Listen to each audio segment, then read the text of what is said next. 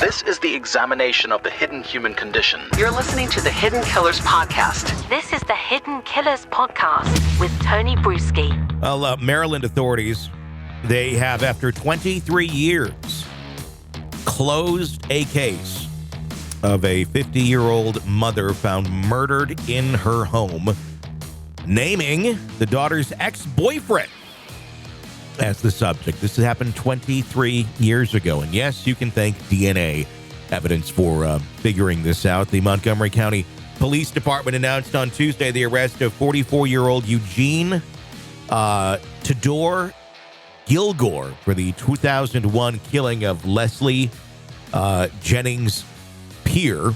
Peer was discovered dead in her Chevy Chase home on May 2nd of 2001 after she failed to show up for work. Her colleague, concerned about her absence, found blood in the foyer and called the police.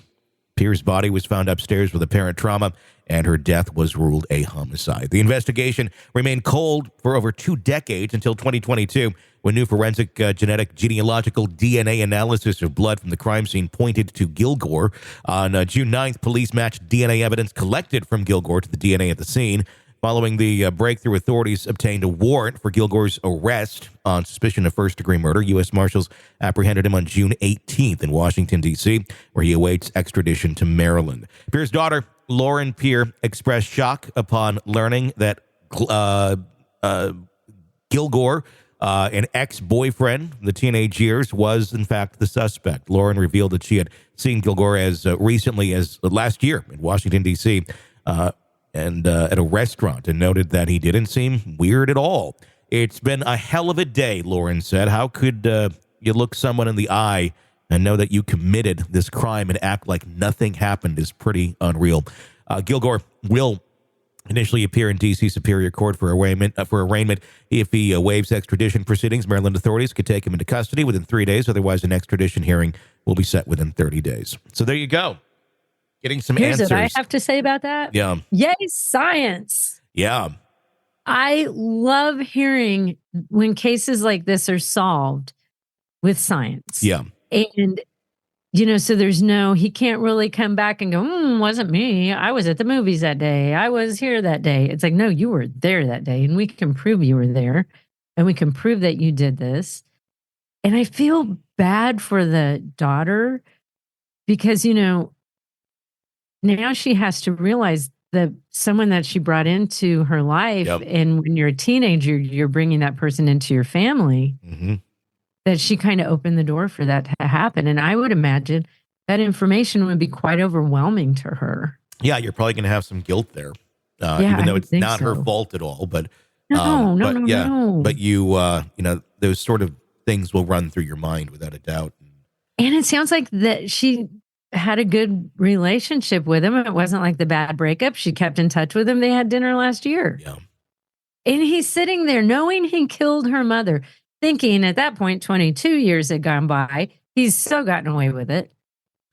Yeah, I would imagine he thought, he's never going to get caught for something like that. How do you live with yourself? Like, I don't understand that. Like, you kill somebody, you have this really dark, horrific secret that you have to keep from everybody. And what's his motive? I'd have a question about that. But people who, kill people don't necessarily do it in a vacuum. So they don't really think like you and I do. So I'm wondering, are there other people that know this man that also had strange deaths or murders around them? They may want to take a little closer look at him to see if he's involved in anything else. Be interesting, too, to see, even if that was just a one-time deal, which I can't imagine. Yeah. But it'd be interesting, like the people in his life, who has seen that side of him? Because he obviously has two sides. Yeah. He can be normal, regular, I'll meet you for dinner type of ex-boyfriend. But then, obviously, he can be a horrific murderer. How do those two people coexist? I don't know. But man, I'm so glad that science is to the point where 23 years after a brutal murder, you could catch that son of a bitch. Yes, 100%. And it's also nice today when you're dating, usually on the dating websites, there's a box you can check where it says, are you a murderer? And unfortunately, most people don't check the box. But you got to wonder, like, or maybe there's more people that should be checking the box.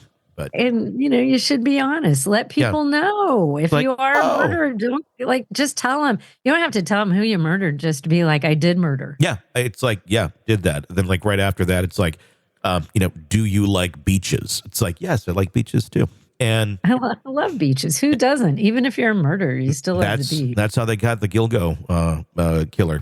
He was on a dating website, checked beaches, and he checked, I like to murder. And it was like, oh, must be him.